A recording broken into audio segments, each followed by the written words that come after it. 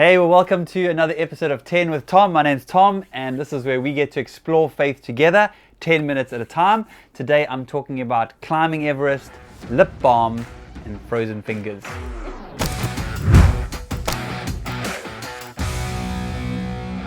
So hey guys, this week's 10 with Tom is a little bit different. I just want to kind of have a conversation with you as if we were sitting together around a coffee table or in our lounge. You know, I've been away the last couple of weeks. If you are a regular listener of 10 with Tom or watch 10 with Tom, you'll know we had Wayne, we had Kesh, one with Wayne, Sesh with Kesh. I heard that was great.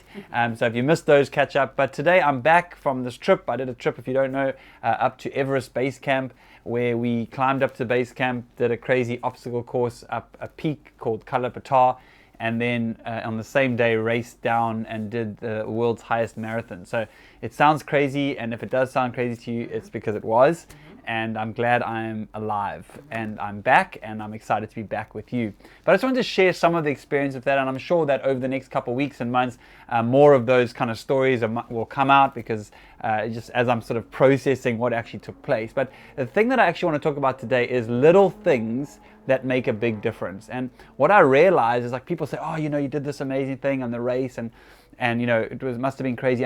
And to be honest, that day was, and it was a huge achievement for myself, and I was very proud of what I was able to accomplish. But what I realized about it is that it was actually less about the race day and, you know, the obstacle course and all of that. It was actually more about kind of like exposure to the elements and just this sort of slow attrition that took place throughout the hike up to base camp, so that on the day that you actually wake up to do this marathon, you are already so depleted. You've got a headache, you can't breathe properly, you aren't sleeping anymore.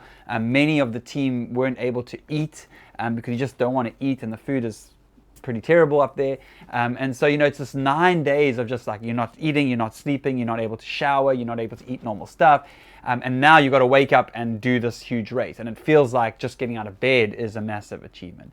And what I realized, people ask, like, what made you different from other people? You know, of the 34 people that started, only 4 managed to finish in the time cap and finish the race. And I think, and honestly, for me, it was as much a surprise to me, honestly, as it was to everyone else, because there's like these crazy athletes there and ex-Navy SEALs and all that sort of stuff. But what I realized and what I attribute to, aside from I really did feel like God was carrying me much of the way, is that I really do think that it came down to small little details.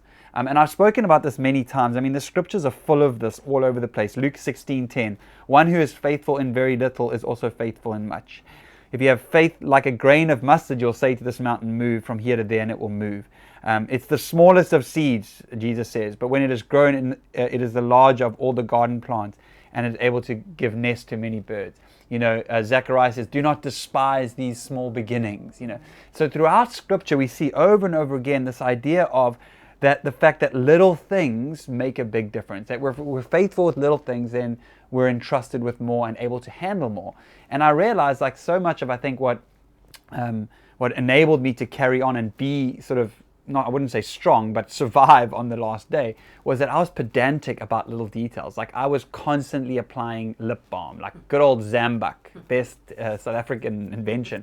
I was constantly applying that. I was really, really pedantic about my like face cream, because your face gets so dry.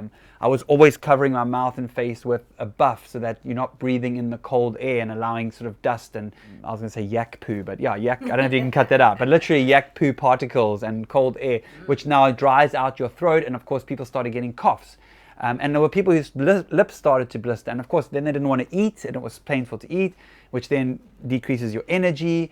Once your skin starts to crack, you feel painful. You don't, you know, it's like, so it's all these little things, like making sure your neck is always covered, your ears and your extremities are covered. Like, I didn't get my gloves right, and that was it almost stopped my race, because my fingers were so frozen, and I still don't have too much feeling on these 2 fingers. But it you know, gear is so important, like making sure you layer correctly. And like, again, this may be something you'll never do or want to do or have any interest in doing, but I think the principle applies that when we take care of the small things, then that leads to bigger things. Craig Rochelle's famous quote, I've used it many times, it's the small things that no one sees that results in the big things everyone wants. And so yes, there's glory and races and big accomplishments, but I honestly think it starts with taking care of small little details, making sure your nails are cut clean. All these things have an impact when you're at those kinds of extreme environments. And again, you may never want to climb a mountain or go to Everest, but I think in all of our lives, we're all facing mountains, we're all facing obstacles, and in many ways, we've been through 2 years of extremity, like the world is thrown out of whack, and we're facing things and dealing with things. And my encouragement to you is in this season, particularly as we head towards Christmas and the busyness and craziness of Christmas, is instead of trying to focus on all the big stuff or how we're going to get through this, rather just focus on doing the next right little thing and taking control of that which you can control. You can't control necessarily whether the economy goes up or down or whether fuel prices continue to spike, but you can decide whether you're going to buy that coffee or not. You can decide how you're going to spend the resources you do have. Maybe that was a terrible example, like, how dare you tell me not to drink my coffee? But it's those little decisions. And so whatever that looks like for you, the scriptures say, do not despise small beginnings. Be faithful in the little things, and you'll be given more. And so that is my encouragement to you today for 10 with Tom. It's the little things that make a big difference. We'll see you next time.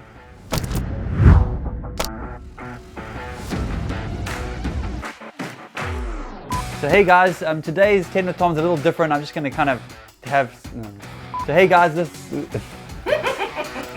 don't get into fun now, Tom. No.